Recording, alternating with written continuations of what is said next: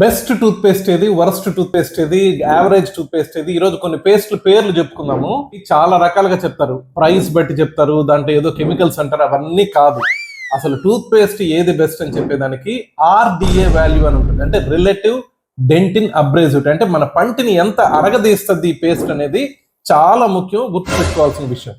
For example, మీకు Indian market లో మనకుండే పేస్ట్ లో 30 నుంచి 70 అంటే లోయెస్ట్ అబ్రేజివ్ వాల్యూస్ ఉండేది Sensora gum care, Sensodyne protective, Colgate sensitive, వీటన్నిటిలో చాలా తక్కువ అబ్రేసివిటీ ఉంటుంది.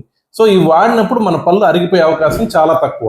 మన తెల్ల కాల్గేటు, తర్వాత మన మెస్వాక్ ఇట్లాంటి పేస్ట్లో అబ్రేసివ్ ఇండెక్స్ దాదాపు 70 to 120 వరకు ఉంటుంది. ఇవి కూడా క్వైట్ సేఫ్ టూత్ పేస్ట్ వాడుకునేదానికి.